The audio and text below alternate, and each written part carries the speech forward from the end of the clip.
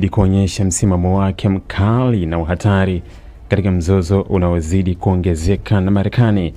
ikitoa onyo la wazi kwamba itachukua hatua zisizoweza kurudiwa dhidi ya miundombinu yote ya nishati katika eneo zima, ikiwa mitambo yake ya umeme, miundombinu ya mafuta au miundombinu muhimu ya taifa itashambuliwa. Spika wa bunge la Iran Mohammad Ghalibaf alisema wazi kwamba mara mitambo ya nguvu na miundombinu katika nchi yetu itakapolengwa, miundombinu muhimu ya nishati na mafuta katika nchi jirani itachukuliwa kuwa malengo halali na itaharibiwa bila kurudiwa. Aliongeza kwa hatua hiyo itasababisha bei ya nishati kubaki juu kwa muda mrefu, ikionyesha athari kubwa za kiuchumi na kisiasa, sio tu kwa Mashariki ya Kati bali kwa soko la dunia nzima. Kauli hii inajiri baada ya Rais wa Marekani Donald Trump, ambaye ametoa muda wa 48 kwa Irani kufungua mlango bahari wa Hormuz, njia nyembamba na muhimu ya kimataifa ya usafirishaji wa mafuta.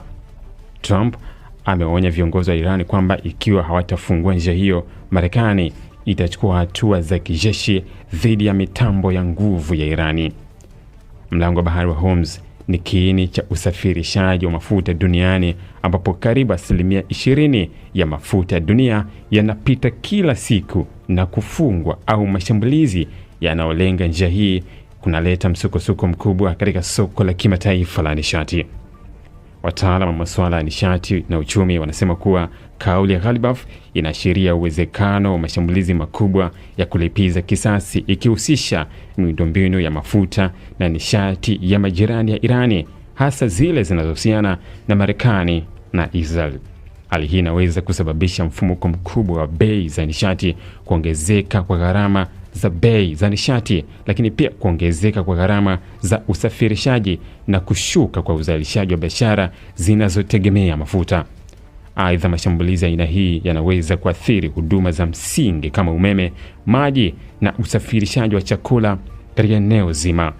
Mzozo huu unaonyesha wazi jinsi siasa, nguvu na rasilimali za nishati zinavyoweza kuingiliana kwa njia ambayo inaweza kusababisha athari za kijeshi, kiuchumi na kisiasa kwa kiwango cha kimataifa. Wataalamu wanasema kuwa hatua yoyote ya mashambulizi makubwa inaweza kupelekea mzunguko mpya wa mashambulizi ya kijeshi kati ya Irani, Marekani na washirika wake, ikiwezekana kuenea kwa nchi jirani. Kuongezeka kwa bei ya mafuta na gesi duniani, huku soko likijaribu kutathmini hatari ya usafirishaji. Shinikizo la kisiasa na kiuchumi kwa nchi zinazotegemea mafuta ghafi kutoka Mashariki ya Kati, ikiwa ni pamoja na mataifa ya Afrika, Asia na Ulaya, lakini pia kuwepo kwa hatari ya uhaba wa nishati na kupanda kwa gharama za maisha kwa raia wa kawaida. Aidha, Irani inaonyesha kuwa si tu inalinda miundombinu yake, bali pia inaweza kulenga miundombinu ya majirani kama silaha ya kisiasa, jambo linaloonyesha mwelekeo wa mapambano ya kijiografia na kiuchumi ambayo yanaweza kuathiri uchumi wa dunia kwa muda mrefu. Kwa hivyo, dunia inashuhudia hatua za kuchukua silaha za kijiografia na kiuchumi, ambapo uharibifu wa miundombinu ya nishati unaweza kubadilisha soko la kimataifa, hali ya kisiasa na usalama wa kimataifa kwa muda mrefu.